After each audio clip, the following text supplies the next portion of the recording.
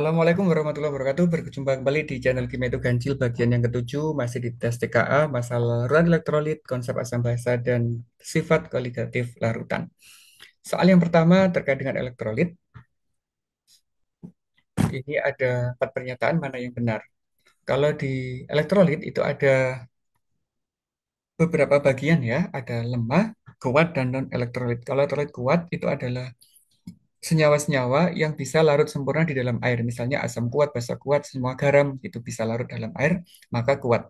Kalau hanya terionisasi sebagian seperti asam cuka dan sebagainya itu tergolong elektrolit lemah. Kalau di dalam air tidak menghasilkan ion sama sekali, maka dia termasuk kategori larutan non-elektrolit. Dari 4 pernyataan yang benar menjadi adalah 3 dan 4.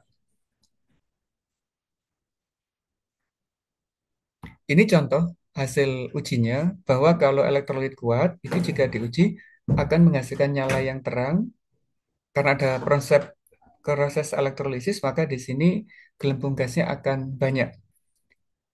Kalau non elektrolit maka tidak ada nyala lampu juga tidak ada gelembung gas. Kalau lemah hanya ditandai oleh tidak nyala atau gelembung sedikit begitu aja.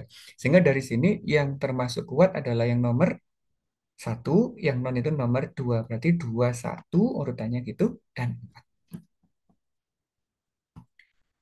bagaimana kekuatannya? Kalau kekuatannya itu berhubungan dengan konsentrasi zat dan banyaknya ion. Misalkan ini NaOH itu kuat karena dia basa kuat. Urea itu non elektrolit. Kalau asam sulfat itu masuk kuat, kalau asam cuka itu masuk lemah.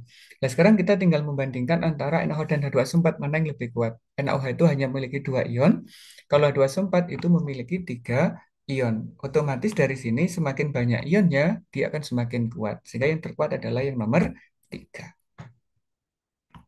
Asam basa, teorinya ada 3, yaitu menurut Arrhenius, Bronsted-Lowry, dan Lewis. Kalau menurut Bronsted-Lowry, yang ini zat yang mampu mendonorkan H+ itu disebut sebagai asam, yang menerima disebut sebagai basa. Di sini asam, pasangannya di sini menjadi basa konjugasi. Kalau di sini basa, pasangannya adalah asam konjugasi. Itu ciri dari Bronsted-Lowry. Kalau Arrhenius gampang. Setiap zat yang mampu melepaskan H+ di dalam air, maka dia sebagai asam. Kalau dia melepas OH- berarti dia basa. Nah, kalau yang Lewis ini berhubungan dengan ada tidaknya donor elektron. Zat yang mampu mendonorkan pasangan elektron bebas itu disebut sebagai basa, yang nggak punya itu disebut sebagai asam. Sehingga dari sini kita bisa deteksi bahwa yang satu ini cenderung menggunakan konsepnya Lewis. Kalau yang ini ada melepas H+, berarti dia ciri dari senyawa asam menurut Arrhenius. Kalau ini ada pasangan-pasangan, itu adalah Bronsted-Lowry. Sehingga jawabannya adalah 2, 3, dan 1. Ini adalah konsep yang menurut Bronsted-Lowry. Kita identifikasi di sini ada H2PO4-, kemudian di sini ada H2O. Perbedaannya adalah H2PO4- kehilangan satu atom hidrogen. Berarti dia melepas hidrogen. Diberikan kemana? Ke H2O. Dan H2-nya berubah menjadi H3O+. Yang melepas ini disebut sebagai asam. Yang menerima ini disebut sebagai basa. Pasangannya ini adalah basa konjugasi. Yang ini adalah asam konjugasi. Mana yang benar? Yaitu yang C.